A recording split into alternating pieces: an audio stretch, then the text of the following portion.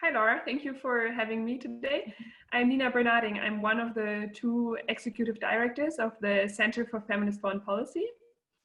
We are a research and advocacy organization based in Berlin and are promoting a feminist approach to foreign and security policy. Could you explain what exactly is a feminist foreign policy and how does it differ from traditional foreign policy? Sure. So in one sentence, a feminist foreign policy for us is a foreign policy that acknowledges that there are structural inequalities between genders, but also between other politically marginalized groups. A feminist foreign policy then works to overcome these structural inequalities. So a feminist foreign policy focuses on the individual, so-called people-centered policies, and works towards making the individual secure, also from structural violence. And I think that is also one of the biggest difference to traditional foreign policy, which normally focuses on the security of states. I think this is also relating to this question before, but I feel like often when people talk about feminism, a lot of people assume that they're only talking about employing more women in leadership positions and so on. But could you explain why there's so much more to feminism and feminist policy? You're absolutely right. But before I start criticizing why it's not only representation, I do want to say that representation is obviously important. And every political minority has the right to shape political policies and should also have the same resources and opportunities to do so. But as you said, feminism is much more. And for us, feminism is about questioning the power inequalities that are inherent to every processes of our societies. So we ask the question, who is in power and why are they in power, and who's benefiting from a certain decision? And maybe to give a concrete example, the military, there is a lot of effort to increase the participation or the representation of women in a military. And obviously, women have the same right to serve in the military as men and as also non-binary persons.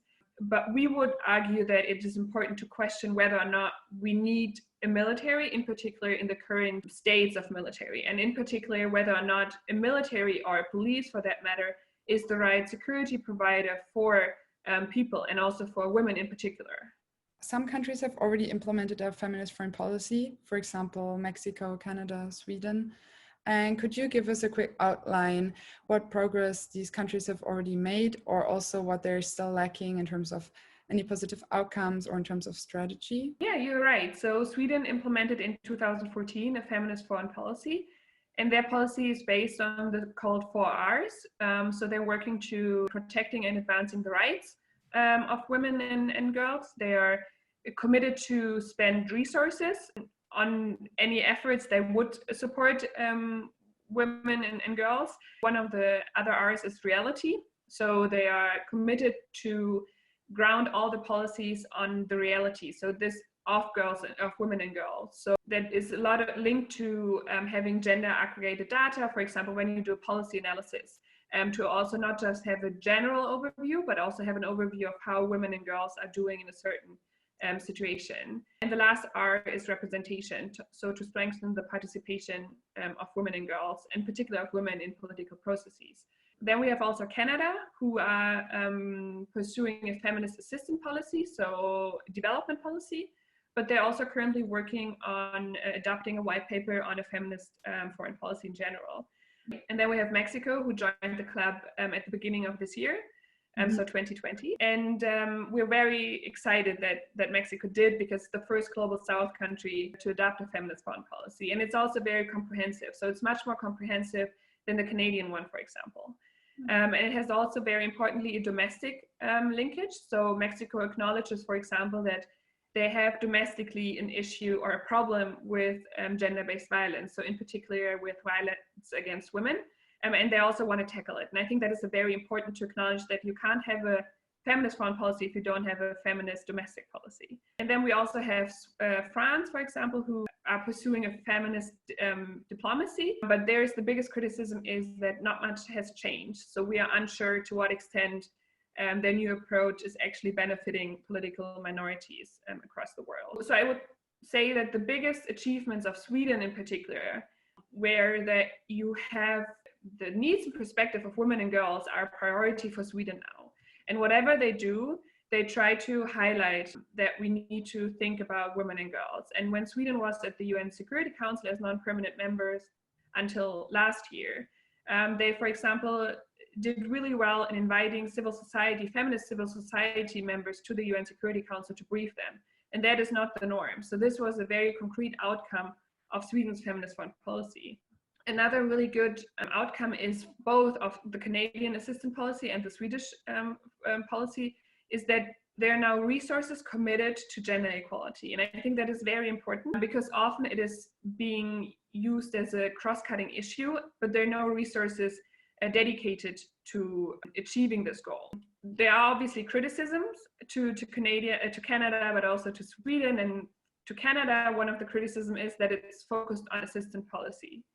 And we argue that you cannot have a feminist assistance policy or development policy if you don't have a foreign or security policy that's feminist. And one of the biggest criticism of Sweden was, or it still is, that they are continued to doing arms export. It does not align to feminist foreign and security policy. That maybe gives you a bit of an overview of what has happened so far. Because it's in all our minds at the moment. Could you just explain why COVID-19 is also a feminist issue? I mean, very briefly, the idea is that COVID or the virus does not discriminate against anyone, but our societies do. And what we've seen during the pandemic is that those who are already marginalized and discriminated against becoming more marginalized and discriminated against, while those who are privileged becoming more and more privileged. So, and there are a couple of examples that I can give. For example, we have seen a rise of gender-based violence, mainly at home, so by partners or ex-partners against their women partners. We have also seen an increase in humanitarian aid, in particular for vulnerable populations, such as refugees, for example, or displaced people.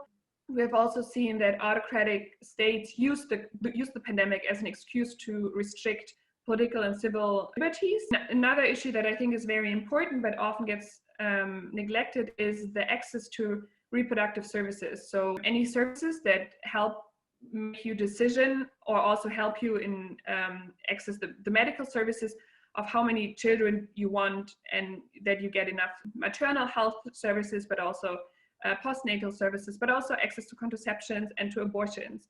And we have seen that in particular abortion, it was a huge issue also in Europe, for example, that women couldn't access this life essential medical services. So a feminist response to the COVID-19 crisis is something that would think about these issues in particular and would commit resources to ensure that women have access to the medical services that include abortion. Do you have any book recommendations about feminism for the viewers, or any book recommendations? I think one of the most important books for our work is called Sex and World Peace by Valerie Hudson and others. She also just published a new book, The First Political Order, which is also really, really good. Carol Cohen, Women and Wars, is also a very good recommendation. And most recently, I think at the end of last year, the Oxford published a handbook on women, peace and security. It's very expensive, unfortunately, but it's just worth every penny that you spend on it. So I can just recommend it highly.